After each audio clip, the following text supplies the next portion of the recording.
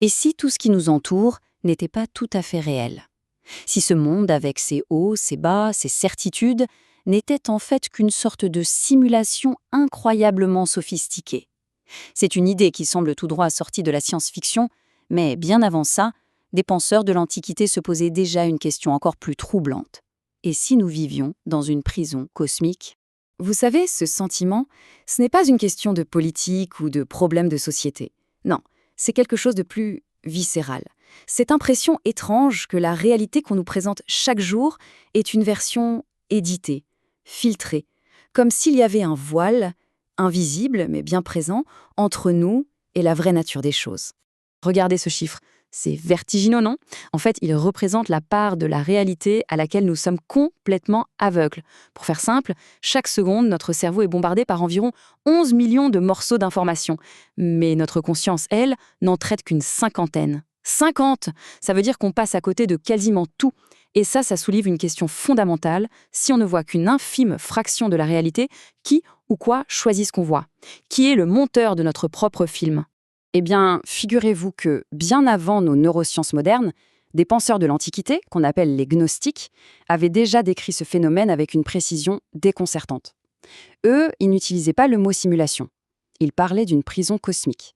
Et ils avaient même un nom pour son architecte. Alors, explorons un peu cette idée folle.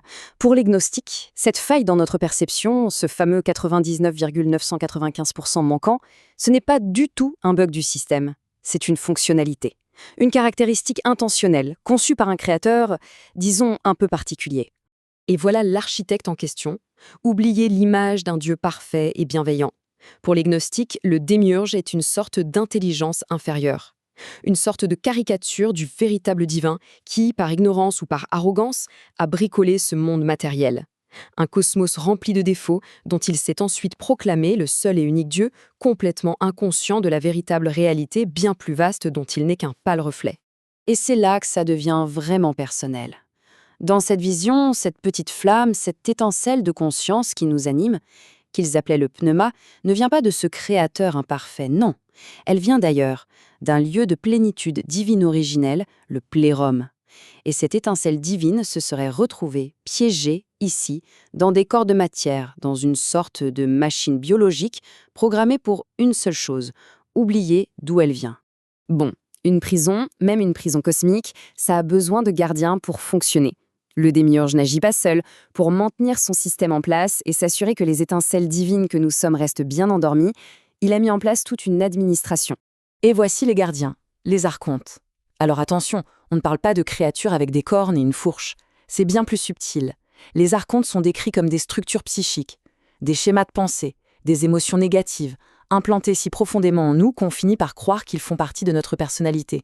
L'anxiété constante, le besoin maladif de validation, ce sentiment de n'être jamais assez bien. Pour les gnostiques, tout ça, ce sont des programmes archontiques qui tournent en boucle dans notre tête. Et ce qui est absolument fascinant, c'est que des siècles plus tard, le célèbre psychologue Carl Jung a dit exactement la même chose. En étudiant ces vieux textes, il a reconnu les archontes. Pour lui, c'était des archétypes, des forces autonomes dans notre inconscient qui nous manipulent sans qu'on s'en rende compte. Et croyez-moi, il ne parlait pas de manière métaphorique. D'accord, donc on a une prison, un architecte et des gardiens psychiques. Mais comment ça marche concrètement? Quels sont les mécanismes, les technologies de contrôle qui sont à l'œuvre là, maintenant, pour nous maintenir endormis? Les gnostiques en avaient identifié plusieurs d'une pertinence assez troublante. Le tout premier mécanisme, et sans doute le plus fondamental, c'est l'inversion. Le but est simple, nous faire prendre le faux pour le vrai et le vrai pour le faux.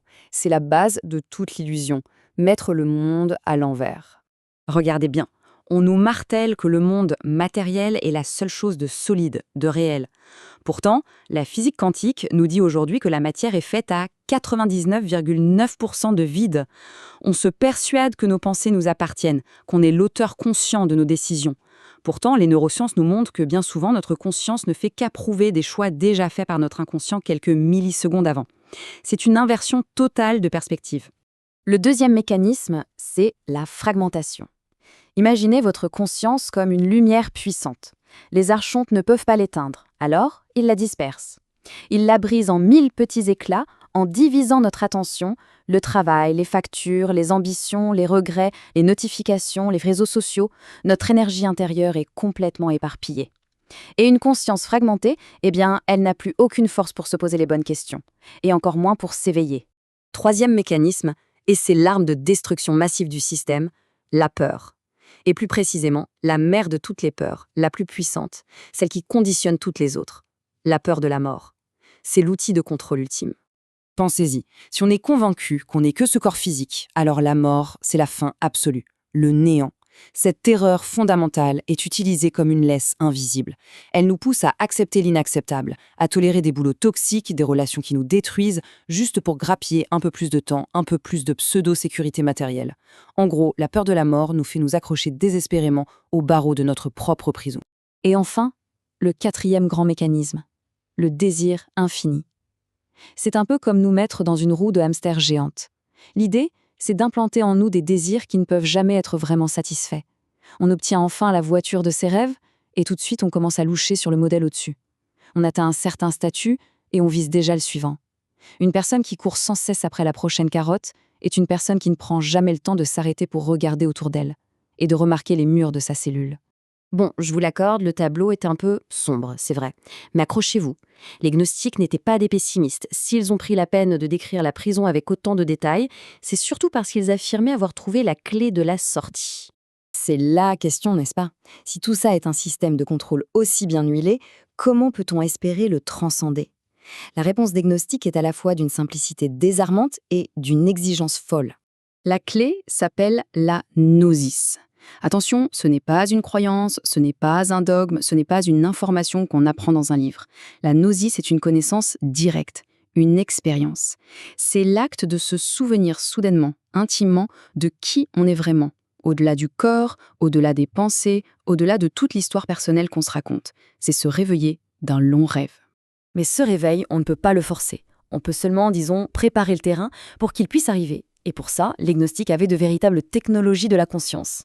D'abord, apprendre à se détacher, observer ses pensées, ses émotions, son histoire, sans s'y identifier complètement. Ensuite, le refus des drames. Arrêter de jeter de l'huile sur le feu des conflits inutiles qui ne servent qu'à nous vider de notre énergie. Et enfin, cultiver le silence intérieur pour créer un espace où une autre forme de savoir, plus intuitif, peut enfin se faire entendre. Alors, qu'est-ce que ça veut dire concrètement? S'éveiller dans la matrice, est-ce que ça signifie qu'il faut tout plaquer et partir vivre dans une grotte? Pas du tout. C'est même tout le contraire. Le véritable éveil, la gnosis, ne nous déconnecte pas de la vie. Au contraire, elle nous permet de la vivre pleinement, pour la toute première fois.